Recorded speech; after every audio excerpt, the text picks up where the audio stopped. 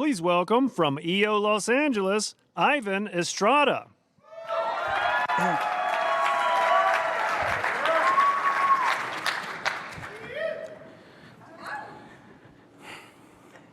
I was in second grade when my teacher, Miss Jill, handed me a dustpan and a small duster and instructed me to sweep the entire classroom floor on my knees.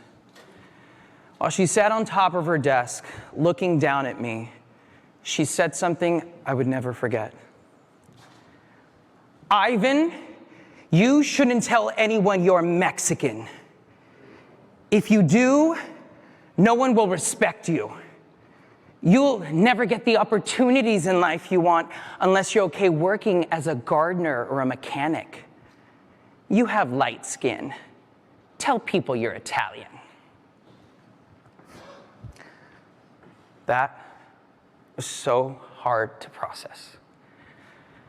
So many different feelings came over me that day.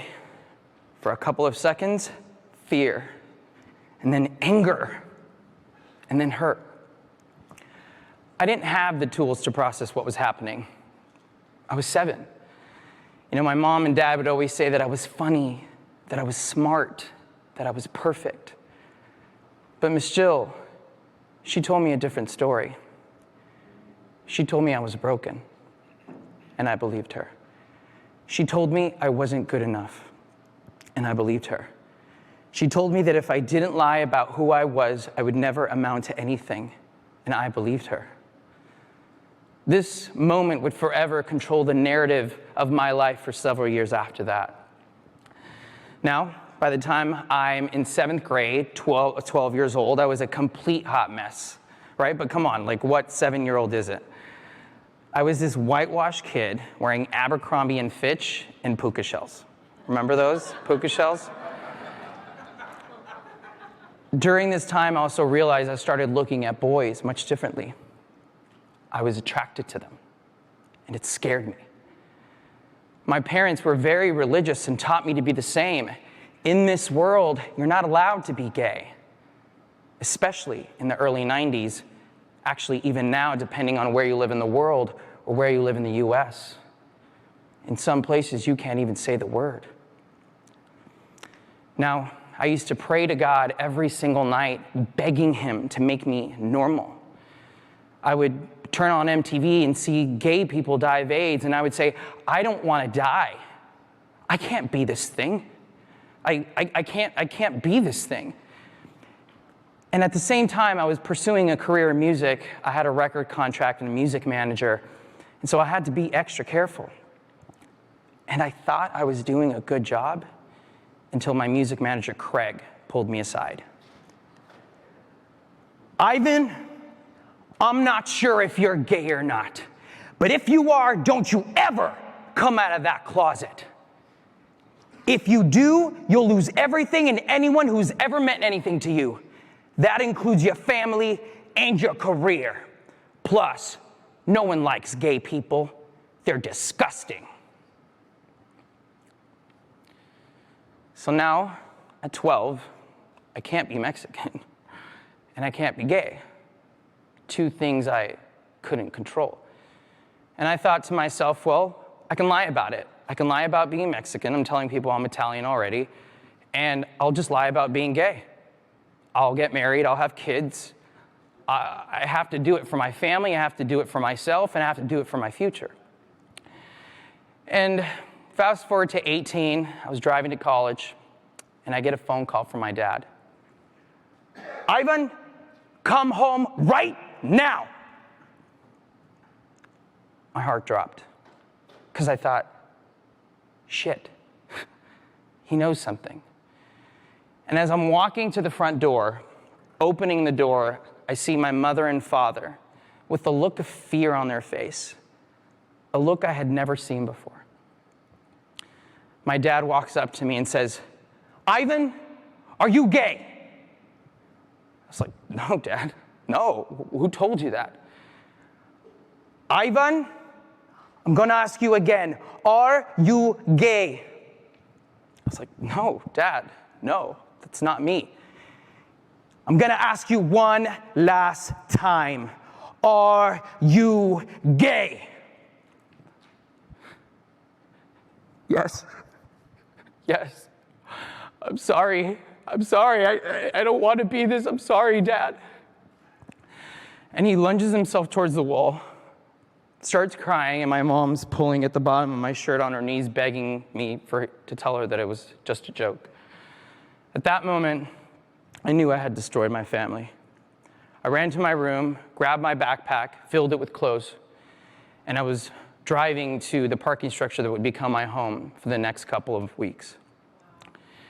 While I sat in my car, I said, this isn't working anymore. I got to change this. I got to create a closet full of masks that I can wear for every occasion and give everyone what they want, because obviously this isn't working anymore. You want me to be the asshole, rigid, no feelings? I'll put that mask on for you. I'll give you that. What about you? The sweet, kind, loving Ivan? I'll put on that mask for you. How about that? I made it my mission to give everyone the version they wanted, every version except mine. And that worked for a while. Well, with the help of alcohol. Alcohol was the only time I felt like I could be myself. It was when it stopped all the voices telling me that I was a piece of shit, that I was garbage, that I was a liar and a cheat. And at 30 years old, I went out drinking with friends and almost overdosed.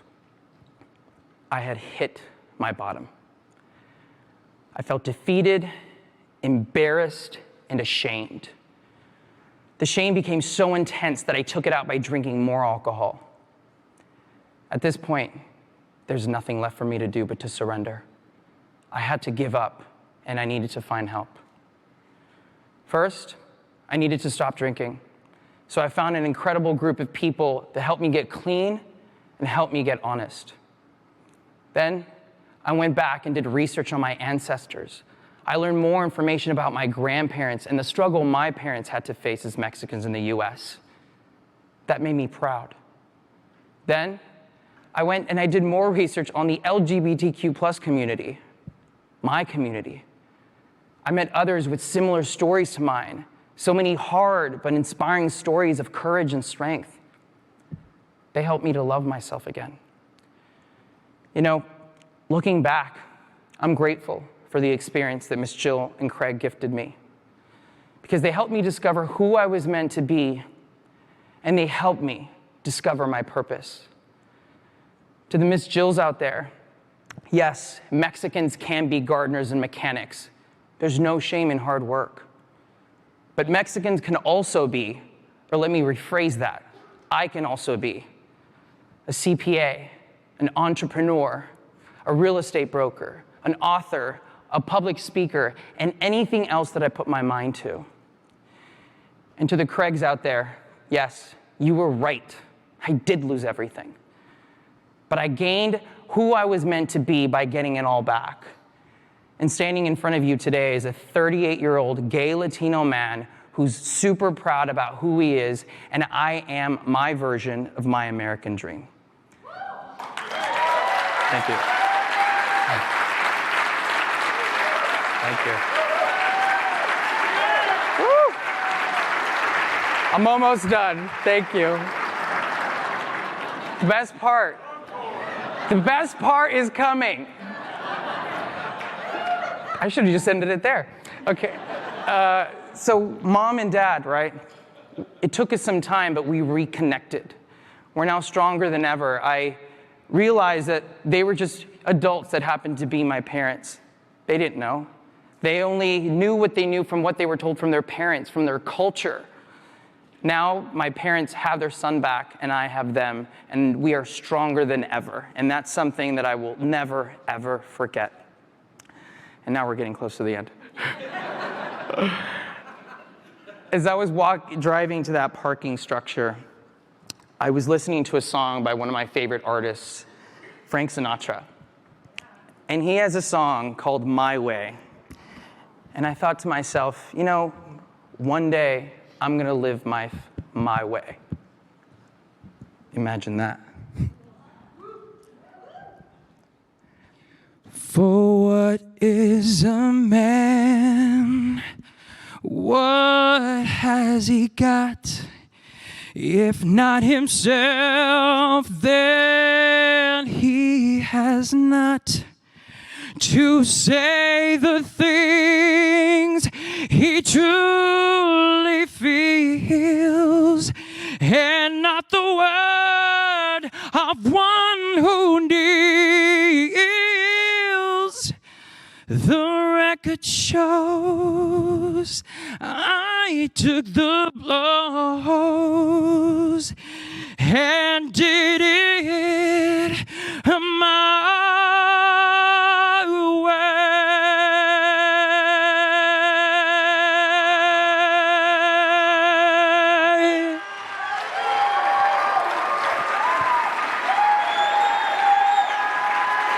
Thank you.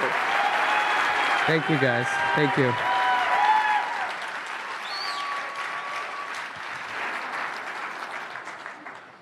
You guys, it doesn't get any better than it, does it?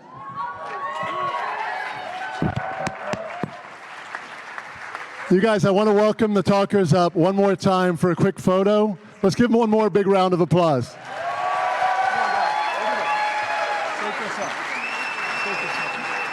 Let's get a photo real quick. Let's get a photo. Go to the front, go to the front, go to the front.